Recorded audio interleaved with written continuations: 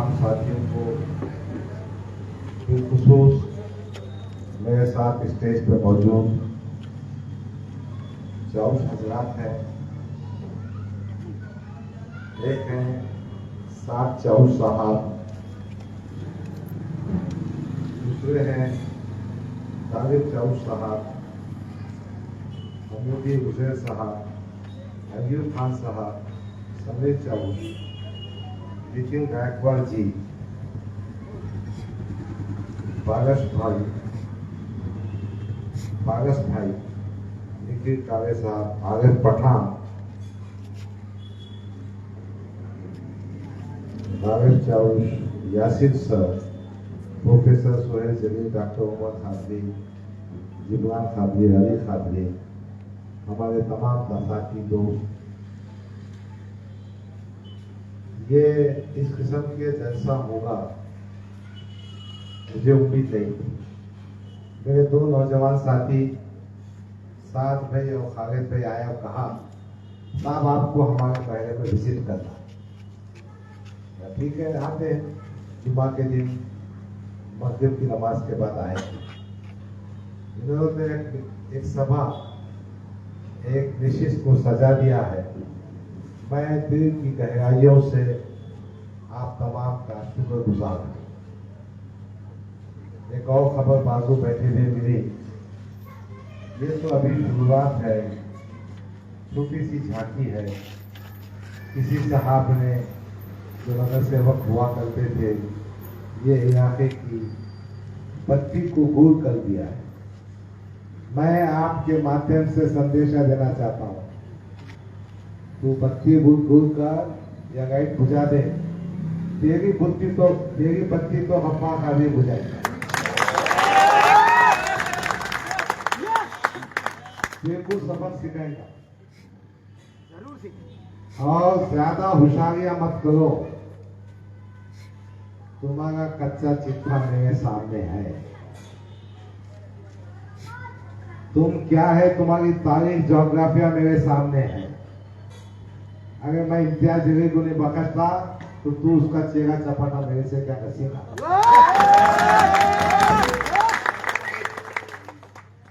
इम्तियाज जलील का मेरा कोई खानदानी झगड़ा नहीं है, कोई बेटा बेटी का झगड़ा नहीं है।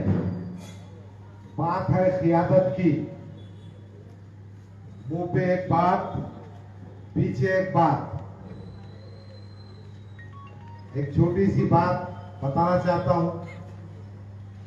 अभी एक सदगुरु महाराज ने मेरे आका के शान में, मेरे नबी की शान में गुस्ताखी की। यकीनन मुसलमानों के लिए बड़े दुख की बात है, और उसके लिए इम्तियाज जलील साहब ने काफिला निकाला था। चलो ठीक है, मगर मैं आपको हकीकत भी बताना चाहता हूं। महाराष्ट्र के मुख्यमंत्री एकनाथ शिंदे ने उस पाखंडी महाराज के बाजू जाकर बैठकर कहा था कि इस पाखंडी महाराज का बाल भी पीका नहीं उठूंगा, जिसने हमारे रसूल की शान में गुस्ताखी की। तो मैं ठहर जाऊंगा तो उसकी हिफाजत करने को एकनाथ शिंदे पहुंचा, और अपने शहर में कैमरे है पश्चिम में, संजय सिरसाट, वो एकनाथ शिंदे की पार्टी का प्रवक्ता है, स्पोक्स पर्सन है। उसने भी वैसे ही बयान दिया,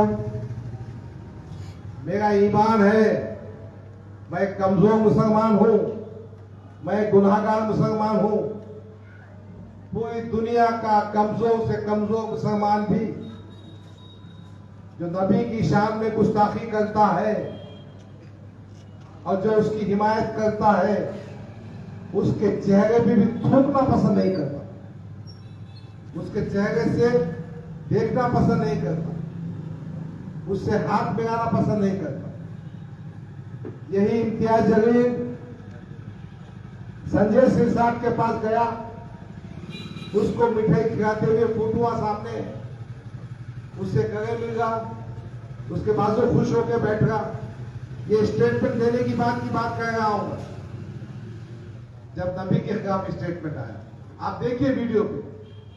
और जवाब ये दिया जा रहा है कि संजय सिरसाट को सिडको का चेयरमैन बनाया तो इनको बहुत जरूरत थी जाके मुबारकबाद देने की। इम्तियाज जलील सुन गए, ये देश का मुख्यमंत्री हो के प्रधानमंत्री हो, जब नबी की इज्जत की बात आएगी हम उसको जूते की नोक पे रखेंगे।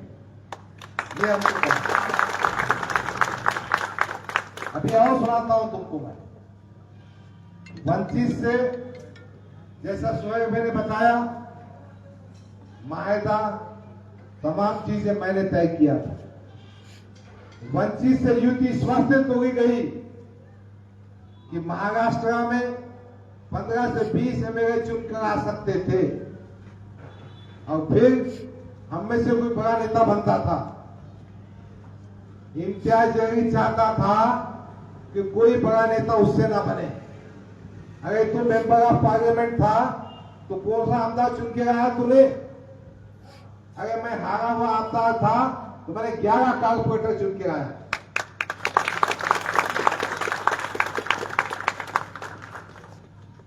और 2019 की एक और बात सुन लीजिए। 2019 में समाजवादी पार्टी ने यहां पे उम्मीदवार दिया करीम कुरैशी को। पूरे महाराष्ट्र में समाजवादी पार्टी और मजलिस इत्तेहाद मुस्लिमीन का आपसी गठजोड़ था। गोवंडी में अबू आसिम को मजलिस इत्तेहाद मुस्लिमीन ने पाठिंबा दिया। पाइकरगा में वारिस पठान, उसको समाजवादी ने पाठिंबा दिया। भिवंडी की 2 सीटें थी, रईस समाजवादी का उम्मीदवार था, उसको एमआईएम ने पाठिंबा दिया। खालिद गुड्डू एमआईएम का उम्मीदवार था, उसको समाजवादी ने पाठिंबा दिया। जब ये वाकयात हो रहे थे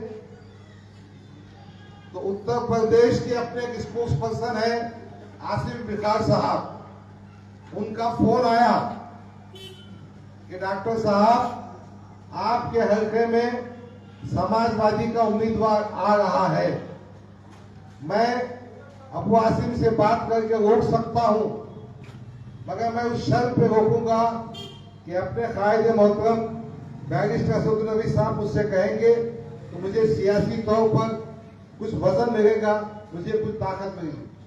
मैंने किसी 1 मिनट जाया किए बगैर असदुद्दीन अवैसी साहब को फोन किया और कहा कि आसिफ बिखार साहब ऐसा कह रहे हैं।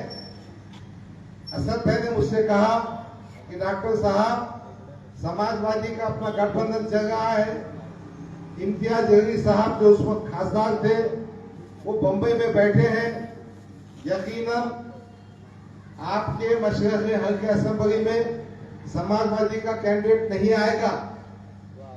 इम्तियाज जलील साहब ने बंबई में बैठ के जो गेम बजाए, बराबर समाजवादी का कैंडिडेट आया, 5555 वोट किया। फिर मुझे बाद में इम्तियाज जलील ने कहा उन्होंने पैसे दिया। मैंने कहा इम्तियाज जलील, अल्लाह ने ताकत दी है कि पैसे में तेरे को भी गाल सकता था, उसको भी गाल सकता था, पैसे तो मैं भी देता था। तो 2019 में पूरे महाराष्ट्र में समाजवादी की और एमआईएम की युति होती, औरंगाबाद बशीर में नहीं होती, क्योंकि गफ्फार कादरी मुंह पे बोलने वाला आदमी है, इनके जूते उठाने वाला नहीं है, इनके बाप का नौकर नहीं है। मैं आपका नौकर हूं, मैं आपका खादिम हूं, मैं आपकी बात करूंगा। मुझे वो दिन भी याद है जब मैंने कहा था इम्तियाज जलील साहब और तमाम कारपोरेटर से कहा था मैंने कि खियादत इसलिए नहीं होती कि खुद का घर भरा जाए, खियादत इसलिए नहीं होती कि अपने बेटे को ही कॉन्ट्रैक्टर बनाया जाए, खियादत इसलिए नहीं होती कि अपने बाप को ही काम दिया जाए, इम्तियाज जलील तेरे पास कौन कॉन्ट्रैक्टर है? सियासत में जब तरक्याती काम होता है, फर्ज को 10 कोटि का बजट आया, उसमें आमतौर पे पार्टी वाले क्या करते, जो बच्चों ने भाग दौड़ कर मेहनत करके इलेक्शन में भाग दौड़ की, उनको काम देते,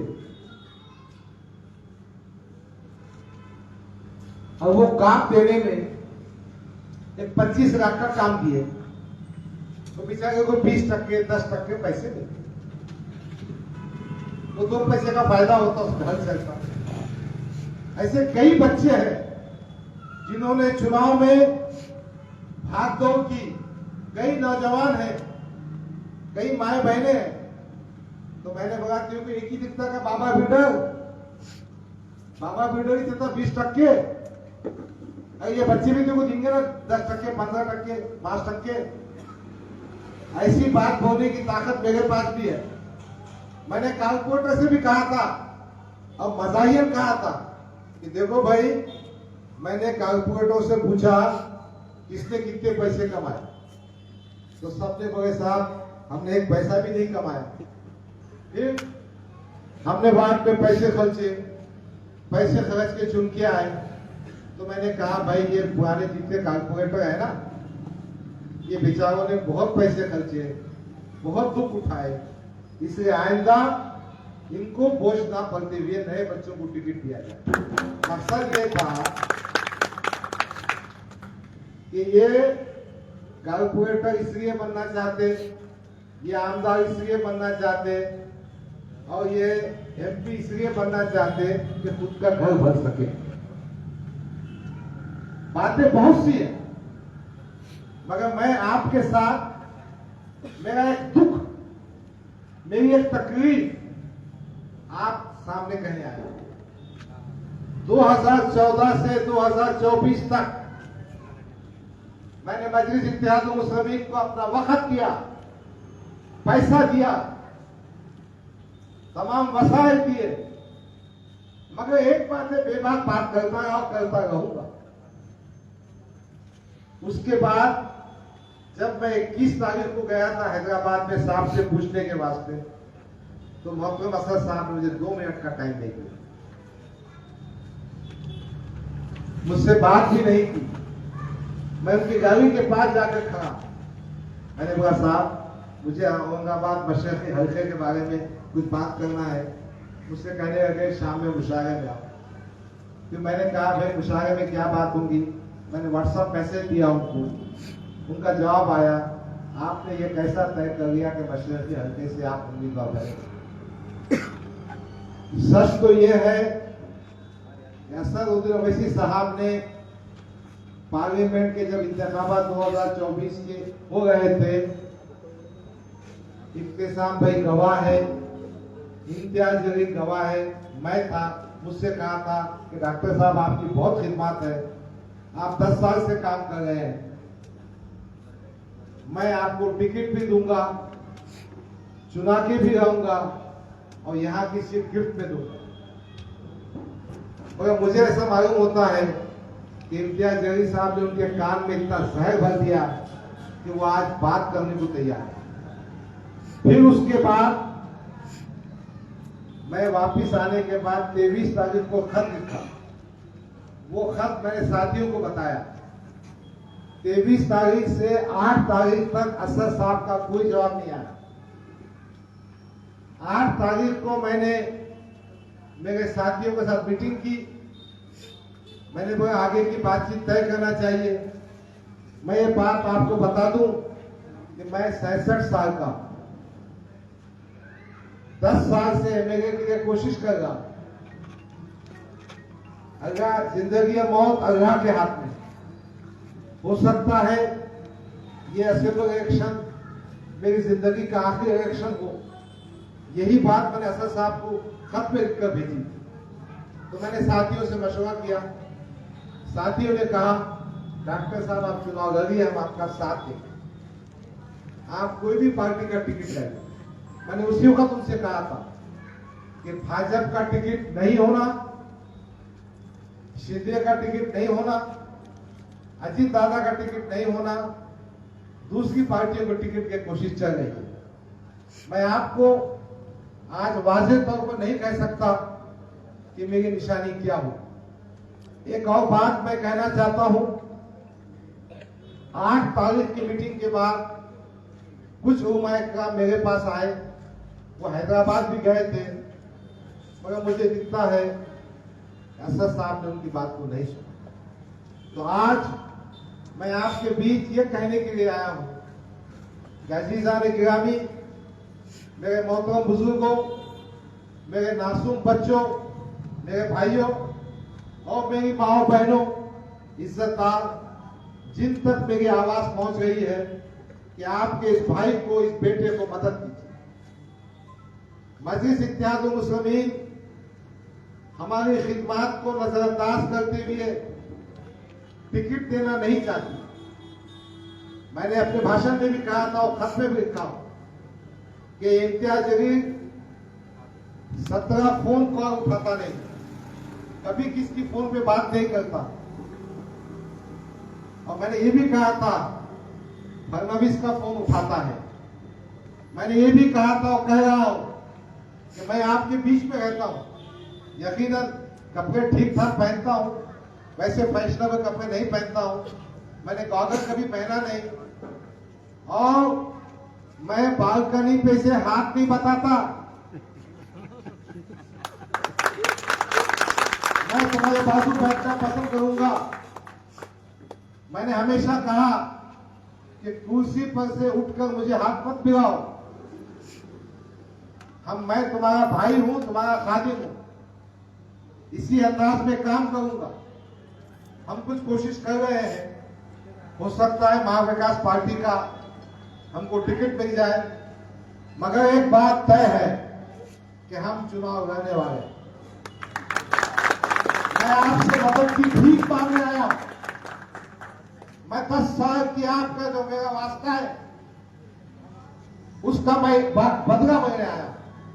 आपसे मैं ये मांगने आया हूं कि मैं अगर महाविकास पार्टी या किसी और पार्टी का टिकट भी आता हूं, आप मेरे बाजू खड़ो, आप मेरा साथ दो, मैं आपकी आवाज बनूंगा, मैं आपका फोन कॉल रिसीव करूंगा।